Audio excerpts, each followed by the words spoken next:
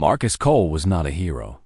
He was just a man with a broken ship and empty pockets, floating through the dark spaces between stars where nobody important ever went. His ship was called the Rusty Nail, and the name fit perfectly. It was old, ugly, and held together by welding patches and desperate hope. Marcus made his living by collecting space junk. Old satellites, broken ship parts, anything he could sell for a few credits. It was lonely work, but loneliness was something Marcus had learned to live with long ago. He had been a combat medic once, back when Earth still fought its stupid little wars. He had seen too many people die on battlefields that meant nothing. When humanity finally reached the stars, Marcus thought things would be different. They were not. The same greed, the same violence, just spread across a bigger canvas. So he had walked away from all of it. He bought the cheapest ship he could find and disappeared into the outer reach, where nobody asked questions and nobody cared about your past. That was 3 years ago. 3 years of silence and solitude, and the cold comfort of stars that never judged him. The day everything changed started like any other. Marcus was running low on food and fuel, scanning the asteroid belt for anything worth salvaging. His sensors were old and temperamental, prone to false readings. So when they detected a small object tumbling through the rocks, he almost ignored it. But something made him look closer. The object was not natural. It was smooth, metallic, shaped like a teardrop. An escape pod. Marcus felt his heart beat faster. Escape pods sometimes carried valuable cargo. Medical supplies, emergency rations, maybe even personal valuables from whoever had been rich enough to afford such a fancy pod. He changed course and moved to intercept. The pod was damaged. Scorch marks covered its surface, and a long crack ran down one side. Whatever had happened to its mothership had been violent.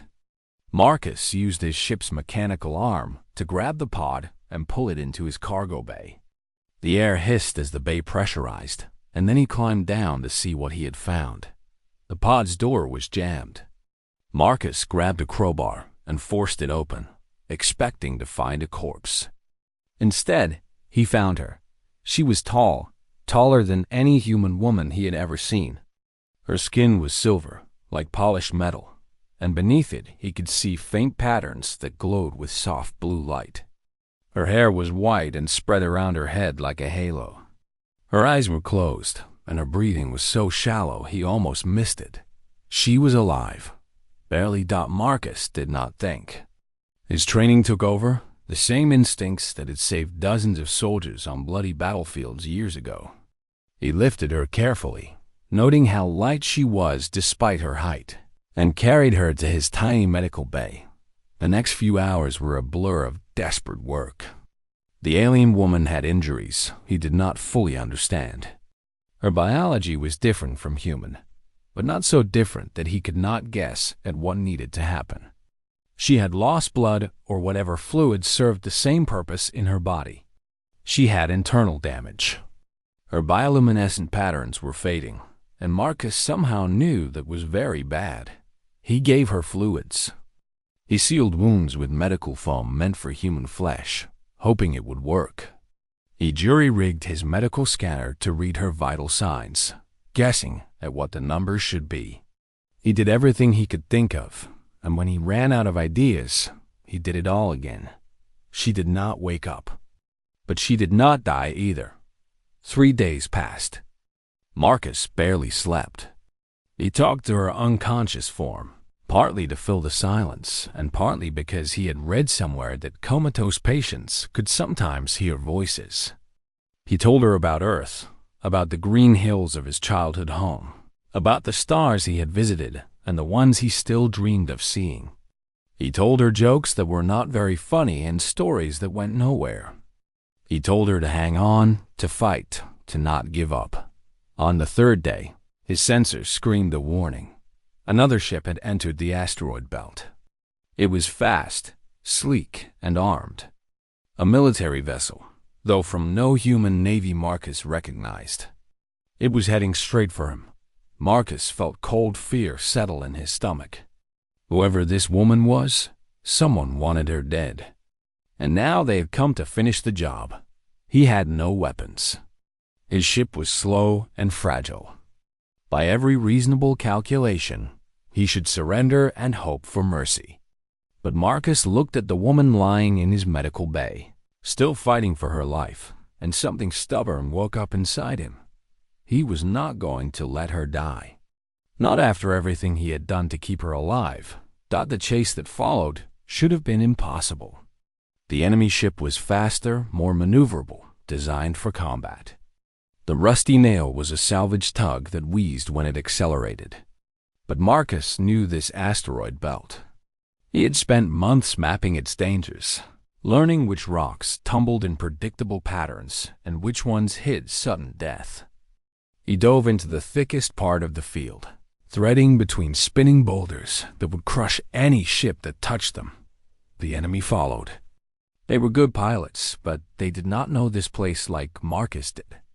They had to be careful. Marcus did not have that luxury. He pushed his ship harder than he ever had before. Warning lights screamed at him. Metal groaned and complained. He did not care. He just needed to reach the far side of the belt, where he could jump to hyperspace and disappear. He almost made it. The plasma bolt caught him from behind, punching through his weakened shields and into the cargo bay.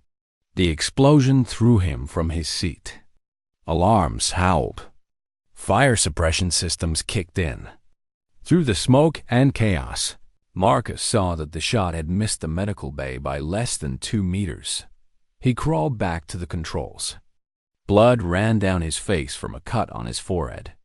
His chest hurt in a way that suggested broken ribs, maybe worse. But the hyperspace coordinates were locked in. He just needed to hit one button. Another shot hit the ship. This time, something exploded inside his chest. He looked down and saw a piece of shrapnel buried in his body, just below his heart. Marcus smiled grimly. That was not survivable. He knew it from his medic days. He had maybe 2 minutes before blood loss took him. He hit the button. The stars stretched into lines, and the rusty nail jumped away, leaving the enemy ship behind. Marcus slumped in his chair. His vision was going dark around the edges. Through the fog of approaching death, he heard a sound. Footsteps, weak and unsteady. The alien woman had woken up. She appeared in the doorway of the cockpit, her violet eyes wide with confusion and concern. She saw the blood, saw the shrapnel, saw him dying. She said something in a language he did not understand, and then she said a word that sounded almost like a prayer. It was the last thing Marcus heard before darkness took him. Marcus woke up, and that surprised him more than anything else. He had been sure he was dead. The shrapnel, the blood loss, the darkness that had swallowed him whole. There was no way a human could survive that. Yet here he was, breathing, feeling pain, which meant he was alive. The pain came from everywhere. His chest burned with every breath. His muscles ached like he had been beaten by a crowd. His head throbbed with a headache that seemed to pulse behind his eyes. But underneath all that pain was something else. A strange warmth spreading through his body, a tingling sensation that felt almost electric. He opened his eyes. The light was blinding at first. Not harsh like a hospital lamp, but soft and golden, like sunlight filtered through honey. As his vision adjusted, Marcus realized he was not in any hospital he recognized. He was not on his ship either. He was lying on a raised platform in the center of the largest room he had ever seen. The ceiling rose so high above him that it disappeared into shadow, supported by crystal pillars that caught the light and scattered it into rainbows. The walls were covered in patterns that seemed to move when he was not looking directly at them. Everything was white and silver and gold, beautiful in a way that made his salvage ship look like a trash can. And surrounding him, arranged in tiered galleries that rose up the walls like a theater, were aliens. Thousands of them. They had the same silver skin as the woman he had saved. The same bioluminescent patterns glowing beneath their flesh. They wore robes of flowing material that seemed to shift color as they moved. Their faces were similar to human faces, but more angular, more elegant, with large eyes that held colors he had never seen. They were beautiful and terrifying, and every single one of them was staring at him. Marcus tried to sit up. The pain in his chest screamed at him to stop, but he ignored it. He needed to understand where he was and what was happening. As he struggled upward, he looked down at himself and froze. He was shirtless. His salvage suit was gone, replaced by some kind of garment that felt like cool water against his skin. His chest was covered in bandages that glowed with soft light, and as he watched, the bandages seemed to pulse, almost like they were breathing. They were not just bandages, he realized. They were alive somehow, working to heal his wounds from the inside. A voice boomed through the hall, speaking words he did not understand. Then a moment later, the same words repeated in English, translated by a small device near his ear that he had not noticed before. The human wakes. As the princess claimed, he lives still. Princess. The words stuck in Marcus's mind. He looked around, searching for the woman he had saved, and found her standing at the foot of his platform. She was transformed. The dying creature he had pulled from an escape pod was gone.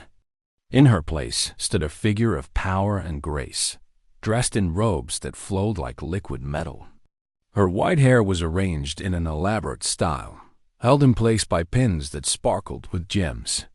Her bioluminescent patterns glowed strong and steady, and her violet eyes held an intensity that made Marcus feel very small. Beside her, on a throne that seemed grown from a single massive crystal, sat the oldest alien Marcus had ever seen. His silver skin had faded to gray, and his patterns glowed dim and slow. But his eyes were sharp, and when he looked at Marcus, there was weight behind that gaze.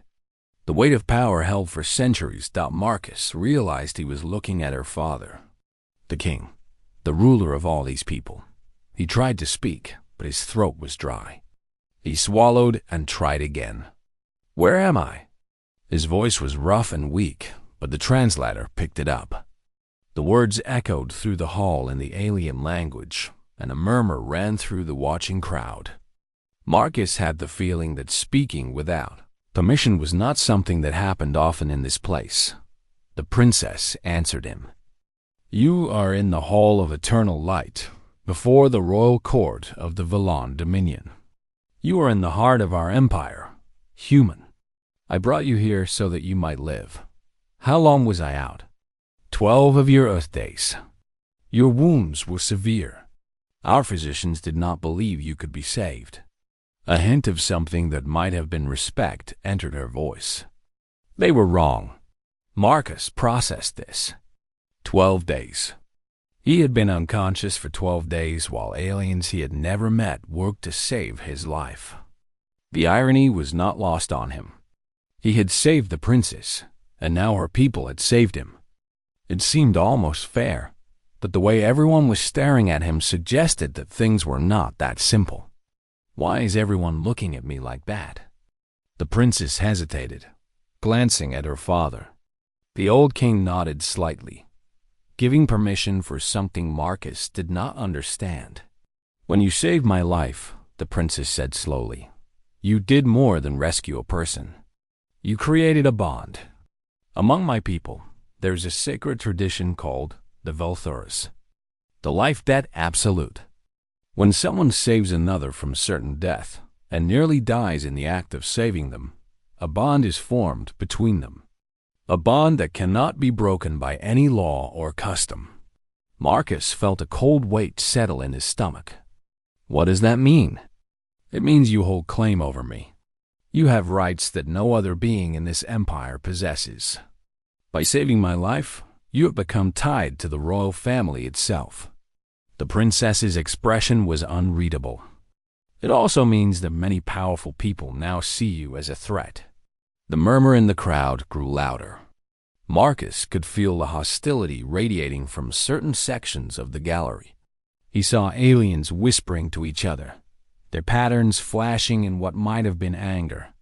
He saw guards in armor that looked like it was made of living metal, their hands resting on weapons. He was a human. A nobody from a species these people probably did not even consider civilized. And now, through an accident of kindness, he had become entangled with their royal family. This was bad.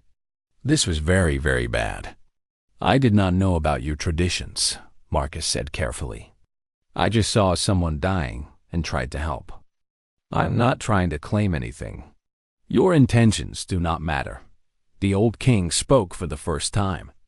His voice was deep and cold, like stones grinding together. The Veltharis does not care about intentions. It cares only about actions. You saved my daughter. You nearly died doing so. The bond exists whether you want it or not. Can it be undone? There are ways. The king studied him with ancient, calculating eyes. None of them are pleasant for you. Many of my advisors suggest we simply execute you and be done with this inconvenience. Marcus felt his heart rate spike, but he kept his face calm. He had faced death before. He would face it again now. However, the king continued, my daughter has invoked her right to speak for you. She claims you are more than you appear. She claims your species has worth we have not recognized. His eyes narrowed. I have agreed to let you prove her words. But understand this, human. You are in my world now. You breathe because I allow it. You live because I permit it. And if you give me any reason to doubt my daughter's judgment, you will discover just how little your species means to the Velaner Dominion. Marcus looked at the princess. Her face was still unreadable, but in her eyes, he thought he saw something. A plea, maybe. A hope that he would not make her regret saving him. He took a deep breath, ignoring the pain it caused. Understood, he said. Then let us begin.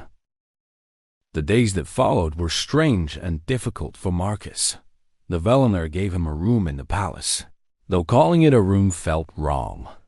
It was larger than his entire ship, with ceilings that disappeared into darkness and windows that looked out over a city of crystal spires. The furniture looked like it had been grown rather than built, smooth curves of something like wood that flowed into the floor. Everything was beautiful and alien and completely uncomfortable. He was not a prisoner, they told him. He was free to move about certain parts of the palace. Guards followed him everywhere he went, but they were for his protection, they said. Marcus did not believe that for a moment. They were watching him, studying him, waiting for him to make a mistake. The princess visited him on his third day in the palace. She came without announcement, appearing in his doorway while he was staring out the window at the strange triple sunset. You do not like your quarters, she said. It was not a question. Marcus shrugged. They are very nice. Very big. Very empty. You prefer small spaces?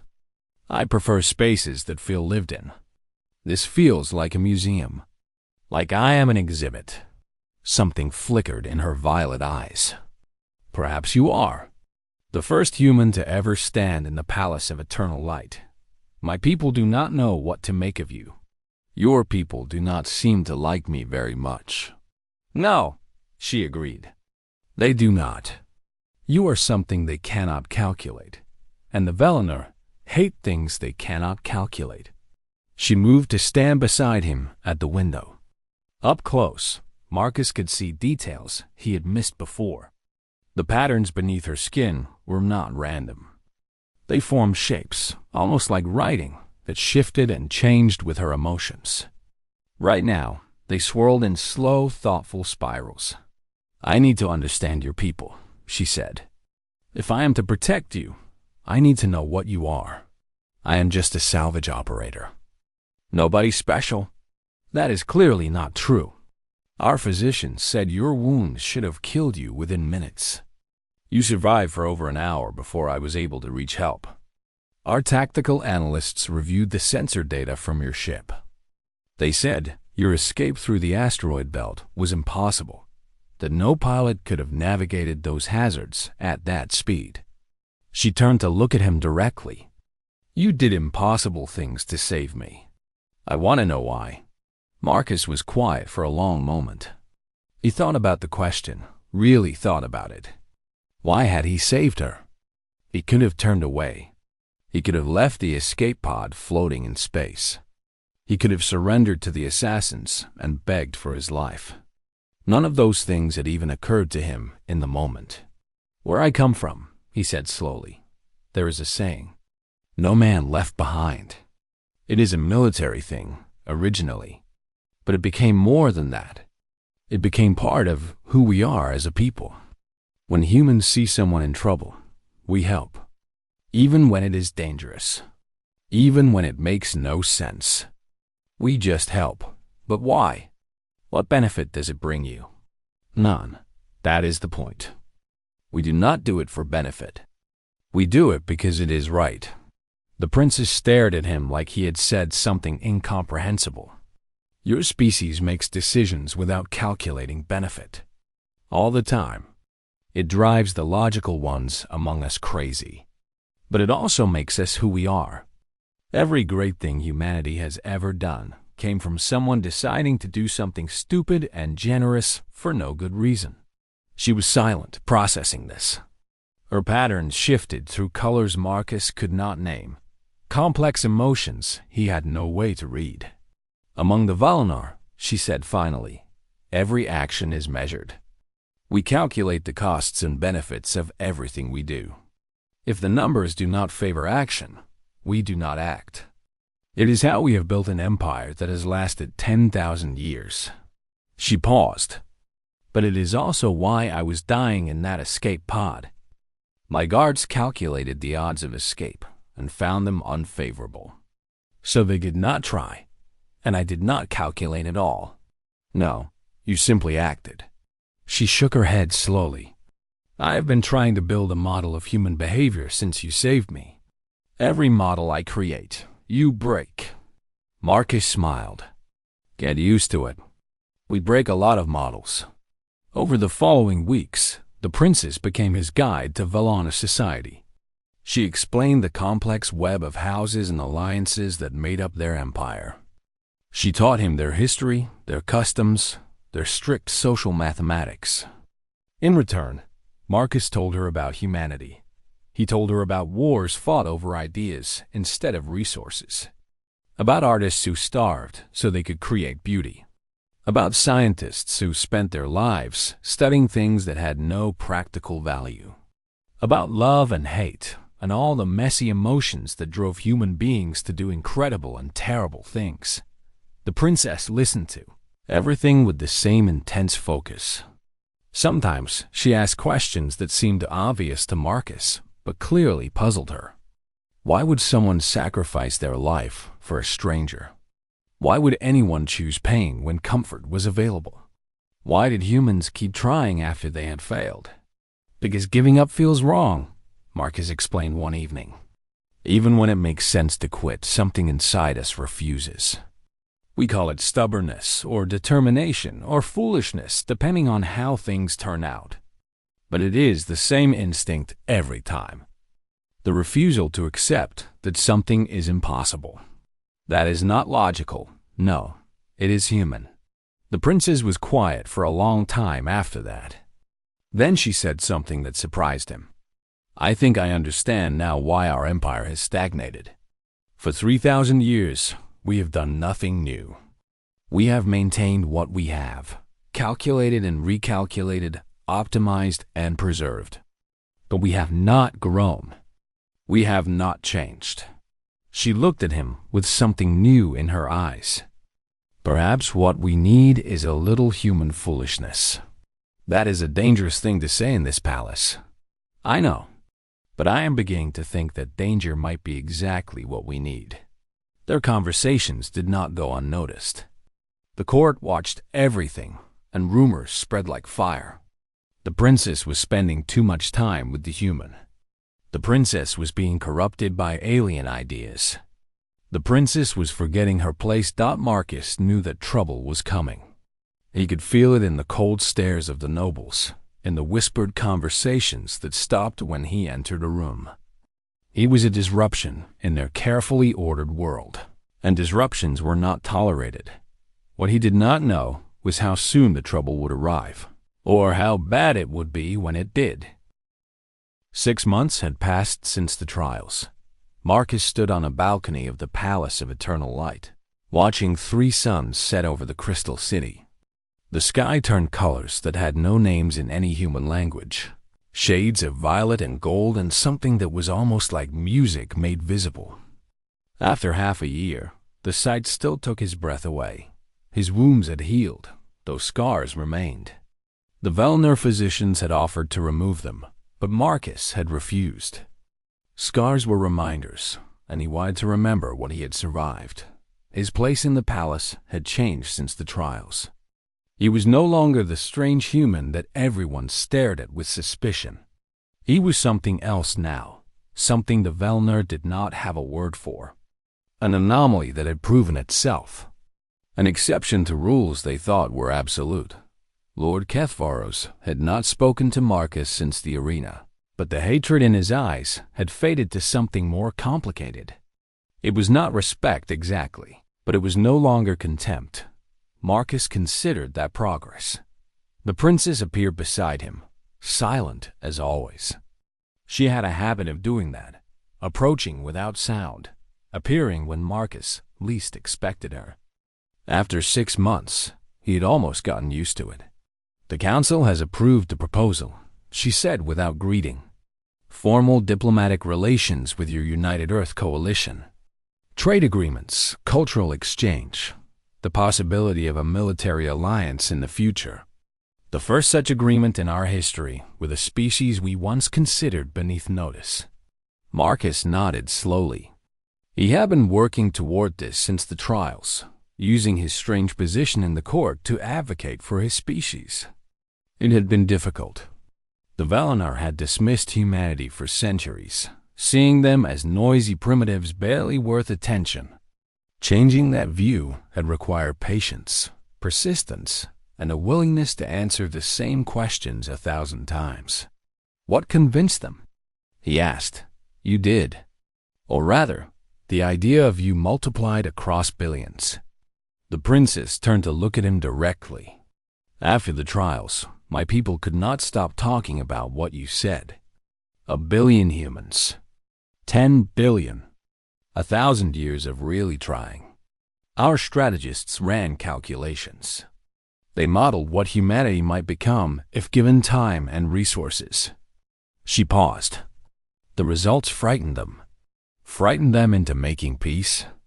Frightened them into realizing that making enemies of your species would be foolish.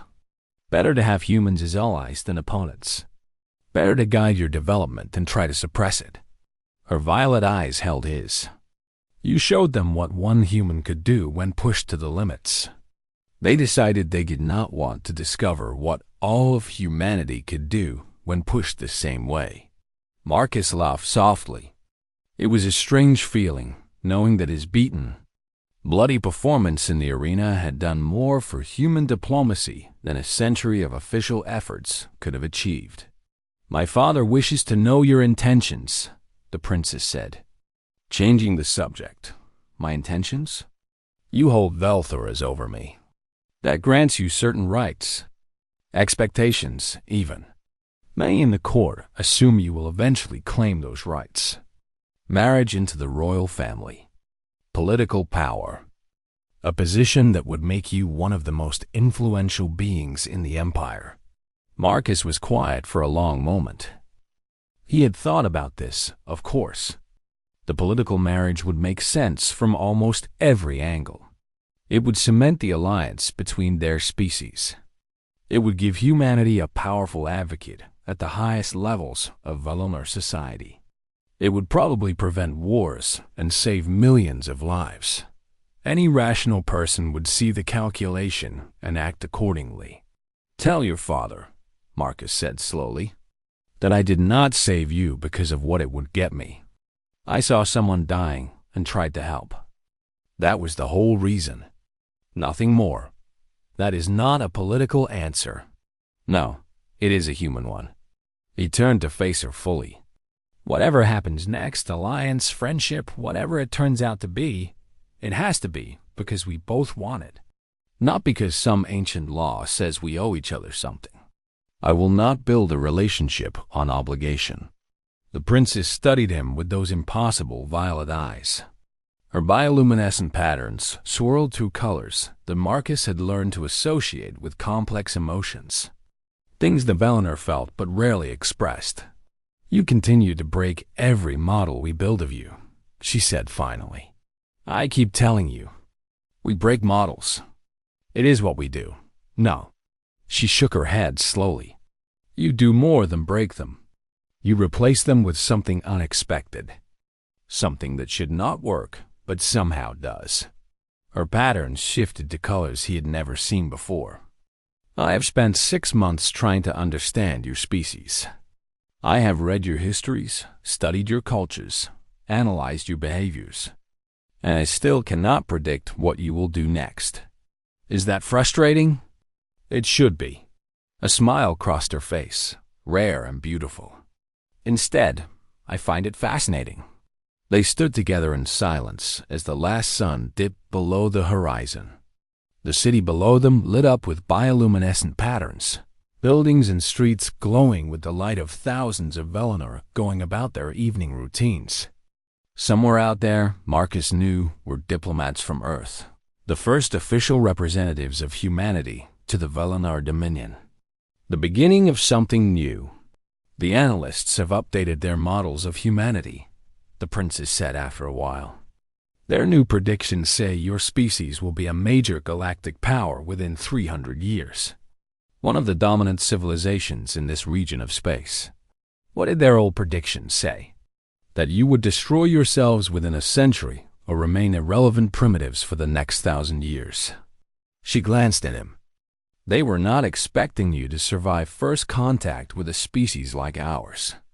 They calculated that meeting an advanced civilization would crush human confidence, lead to cultural collapse, and your expansion before it truly began. They did not account for stubbornness. No, they did not. The princess's smile returned. They are learning, though, slowly, the hard way. Marcus thought about Earth, about the billions of humans who had no idea what had happened in this alien palace.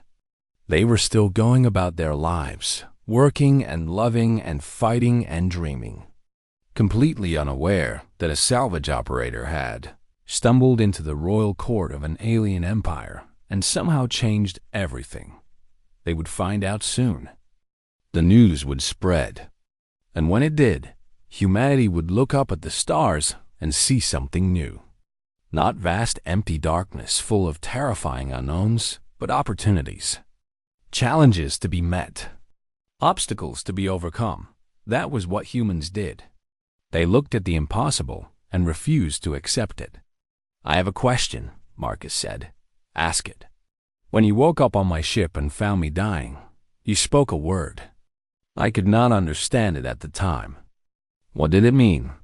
The princess was silent for so long that Marcus thought she would not answer. Then softly she spoke. It was a prayer. A request to the universe for something that should not happen, but sometimes does anyway. In your language, the closest translation would be miracle. She looked at him with something in her eyes that made his heart beat faster. I asked for a miracle, and I received one. A human who refused to die, who refused to give up, who refused to accept that anything was truly impossible. I am not a miracle. I am just stubborn. Perhaps, the princess said. Or perhaps stubbornness is simply what miracles look like when they come from humans. She reached out and took his hand. Her skin was cool against his, her grip gentle but certain. They stood together on the balcony, two impossible things that had somehow found each other across the vast darkness of space behind them. The crystal city glowed with alien light. Above them, stars began to appear, billions of points of brightness in an infinite darkness. And somewhere out there, humanity was waking up to a new future. A future they would build with their own hands. One stubborn step at a time, the Velenar had calculated that humans would remain minor players for another 1,000 years. They had forgotten to account for the one thing they could never model. Humans did not know when to quit. And that, in the end, made all the difference. The challenge came on a morning that started like any other. Marcus was in his quarters, practicing the Velenar language with a learning device the princess had given him. He had always been good with languages, a skill that came from years of military service in foreign lands. The alien tongue was difficult, full of sounds humans were not meant to make, but he was making progress. The door opened without warning. 6 guards in full armor marched in, followed by a Velenar noble Marcus recognized. Lord Kethvaros, Patriarch of House Veteran, and according to palace gossip, a man who had expected to marry the princess before a human salvage operator complicated things. Lord Kethvaros was tall even by Velenar standards, with patterns that glowed an aggressive red beneath his silver skin. He moved like a predator, each step precise and threatening. When he spoke, his voice dripped with contempt. "Human, you will come with us. The High Council has summoned you." Marcus stood slowly. "May I ask why?" "You may not. You will come." There was no point in arguing. Marcus followed the guards through the crystal corridors of the palace, Lord Kethvaros walking beside him like a hunter escorting prey. They did not speak. The silence was heavy with hostility. The High Council chamber was smaller than the great hall where Marcus had first awakened, but no less impressive. 12 Velenar sat in a semicircle on raised chairs, their robes marking them as the most powerful nobles in the empire. The king sat at the center, his ancient face unreadable. The princess stood to one side, her expression carefully neutral, but Marcus could see the tension in her shoulders. Lord Kethvaros stepped forward and bowed. "Your Majesty, I come to invoke the right of questioning." A murmur ran through the council. The king raised one hand and silence fell instantly. "Explain your reasoning." "The human holds Velthoras over Princess Silith. This is unacceptable. A primitive creature from a primitive species cannot be allowed to maintain such a sacred bond with Velenar royalty. The very existence of this bond is an insult to our traditions and our people." Lord Kethvaros turned to look at Marcus with open hatred.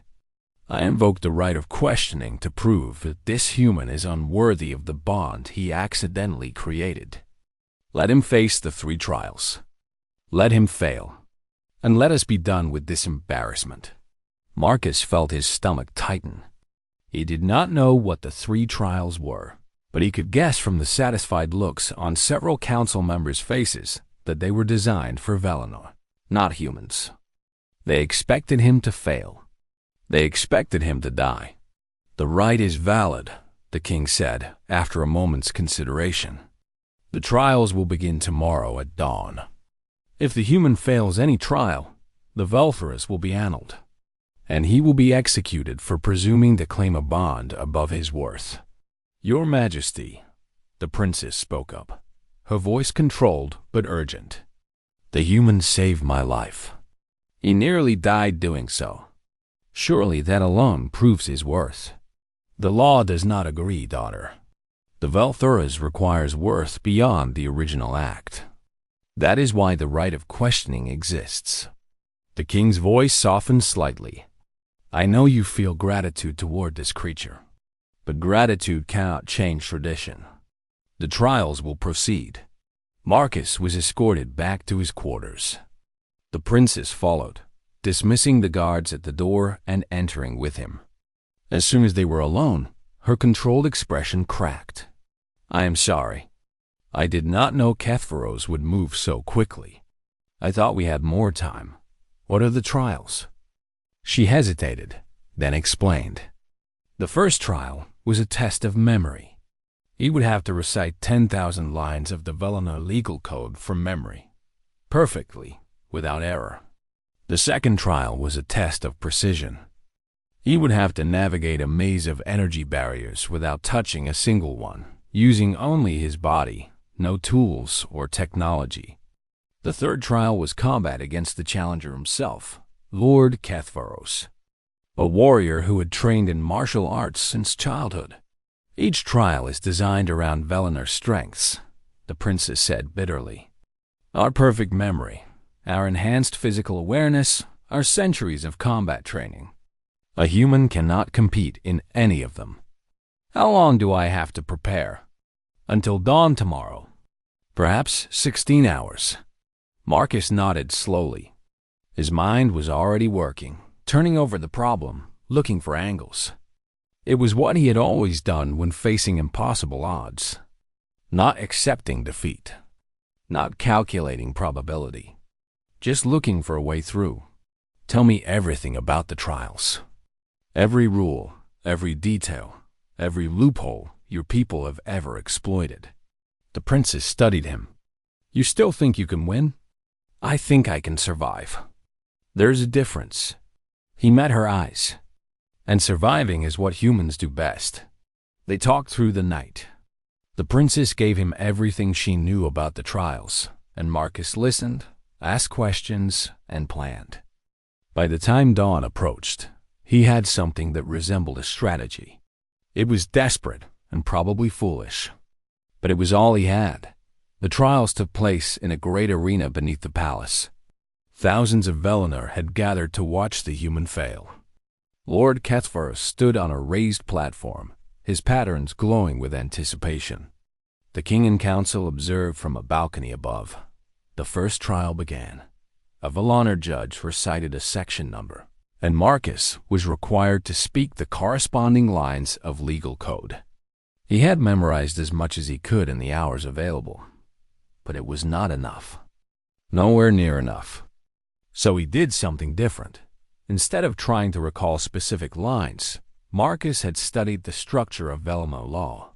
He had found the patterns, the logical principles that underlay the complex system. When a section was called that he did not know, he did not freeze. He derived it from first principles, constructing the lines based on what they should be rather than what he had memorized. It was not perfect. But when the judges examined his answers, they found them legally valid. Some were even more elegant than the original text. The trial rules required accuracy to the law's meaning, not necessarily to its exact wording. Marcus had found a loophole. The crowd murmured in surprise. Lord Kethvaros' patterns flickered with anger. The second trial began. The maze of energy barriers was designed for Velanor precision. The gaps were narrow, the paths complex, and touching any barrier meant failure. Marcus looked at the maze and knew immediately that he could not navigate it perfectly. His human reflexes were too slow. His spatial awareness too limited. So he did not try for perfection. He moved through the maze as fast as he could, accepting the pain when he touched barriers, pushing through instead of stopping. The energy burned his skin, left marks on his arms and legs, made his muscles spasm. He did not care. The rules said he had to navigate the maze. They did not say he had to do it without pain. He emerged on the other side burned and shaking, but alive. The judges consulted their records. No one had ever completed the maze by simply enduring the damage before. But the rules did not forbid it. Technically, he had passed. The crowd was no longer murmuring. They were watching with something that might have been interest. The third trial began. Lord Kethvaros descended into the arena, moving with the fluid grace of a lifetime warrior. He carried no weapon. The trial was unarmed combat. First one to yield or lose consciousness would lose. Marcus knew he could not win this fight. Kethvaros was faster, stronger, better trained. But winning was not the goal. Surviving was. The fight was brutal. Kethvaros struck with devastating precision. each blow calculated to cause maximum damage. Marcus blocked what he could, dodged what he could not block, and took hits that would have killed ordinary men. He fought dirty, using every trick he had learned in military service. Every underhanded technique that the Velenar would consider beneath them. He gouged at eyes. He struck at joints. He bit when Kethvaros grabbed him. He refused to fight like a warrior because he was not a warrior. He was a survivor. It was not enough. Eventually, Kethvaros landed a devastating combination that sent Marcus to the ground. He tried to rise, but his body would not obey. Blood covered his face. His ribs were broken, maybe worse. Kethvaros stood over him, ready for the killing blow. Yield, the Velenar Lord commanded. Yield and die with what little dignity your species possesses. Marcus looked up at him through swelling eyes. And despite everything, he smiled. 20 minutes, he said, his voice barely a whisper. What? It took you 20 minutes to beat me. 20 minutes to defeat a human with no training, no preparation, nothing but stubbornness. Marcus's smile widened, bloody and defiant. Now imagine 1 billion of us. Imagine 10 billion. Imagine what we would be after 1,000 years of really trying. Kethvaros hesitated. For the first time, something other than contempt appeared in his eyes. Something that looked almost like doubt. From the balcony, the princess's voice rang out. I invoke the princess's mercy. The human has proven his worth, not by your measure, but by his own. That is what the Veltharas truly demands. The arena fell silent. Everyone looked to the king. The ancient ruler studied Marcus for a long moment. Then, slowly, he nodded. The princess speaks law. The bond stands. Marcus let his head fall back against the arena floor. Above him, through the haze of pain, he saw the princess looking down at him with an expression he could not read. He closed his eyes and let the darkness take him again.